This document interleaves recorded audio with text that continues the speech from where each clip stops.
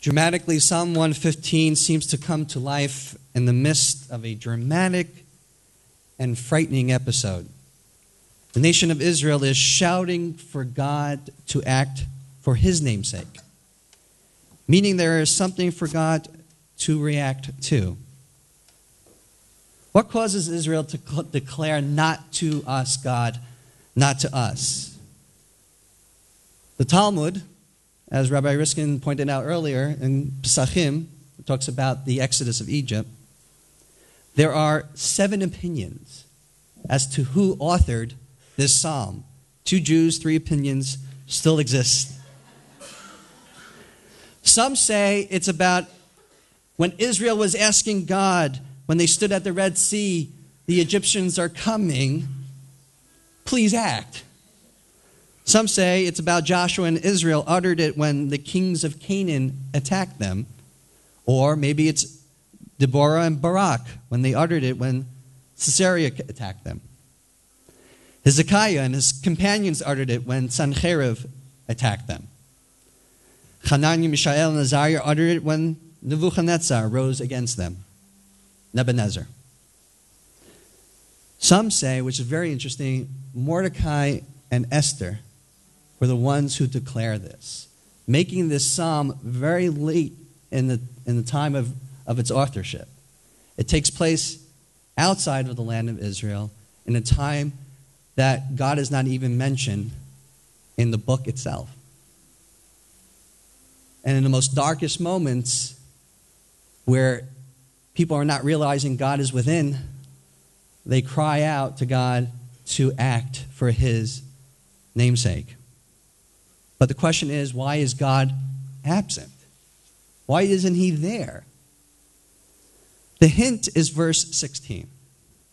God has turned over the earth to mankind. The speaker uses the word natan, bestowed, a response to the demand that God bestow glory on behalf of his name, hinting that the unarticulated problem was caused not by God, but by man. All this reinforces another central and closing term, the role of we in the psalm. It changes as the psalm progresses. We appears in verses 1 through 3, 12, and 18. And here lies one of the psalm's subtle ironies. We moves from being discounted to being remembered in verse 12 to be blessing God in verse 18. God is blessed and granted glory for his own sake because of how he created the world. Giving earth to the man, the way to do is to show loving kindness and faithfulness to Israel, that we. In turn, Israel has a central role for demonstrating God's presence in this world by partially blessing him. Very interesting notion. By blessing, we are in partnership with God. The end of the psalm, then, in some measure, twists the entire opening from a negative to a positive. God must act for his own sake, which, given the way he has set up the world, implies that he must be mindful of the party that can best increase his glory on this earth, the people of Israel. Acting for himself implies acting for the people. After that, the people's act of trust and blessing bring God's presence into the world. So not to on our behalf really becomes on our behalf.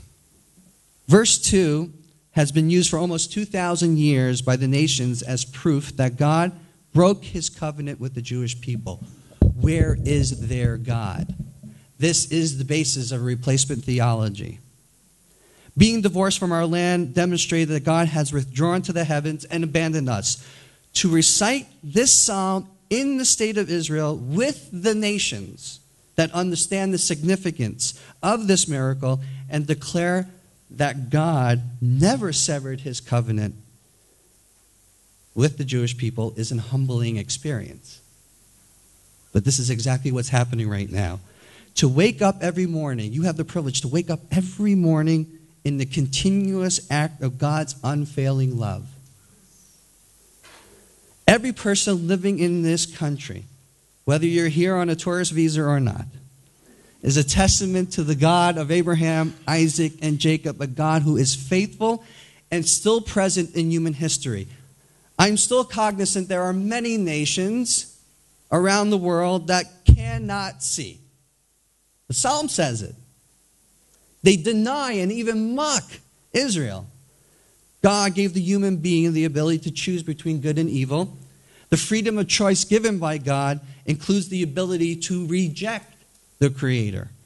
It's interesting that in Psalm 115, verse 2, why should the nation say, where is their God? Is the exact same question in Psalm 79:10, with one small difference in Hebrew.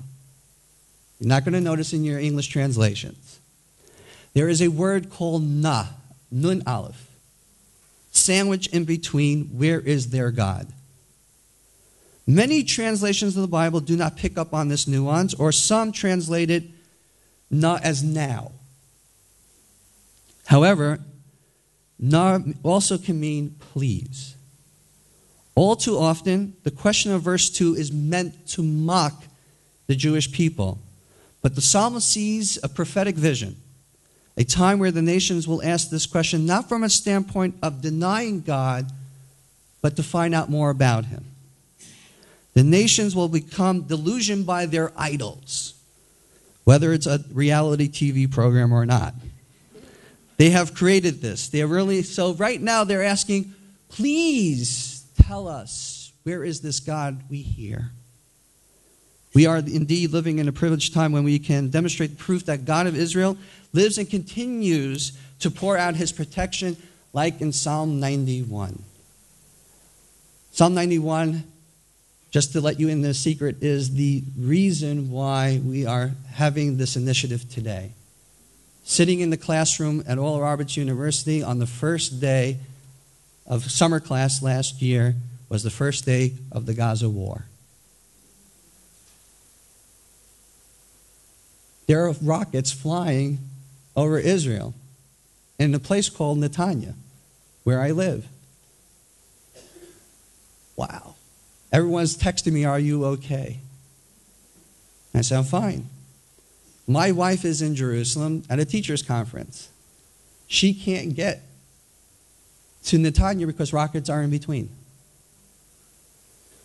Psalm 91 popped in my head. There are 10,000 arrows that be flying, but none will hurt you. Why? Because I will say the Lord is my refuge and my fortress, my God in whom I trust.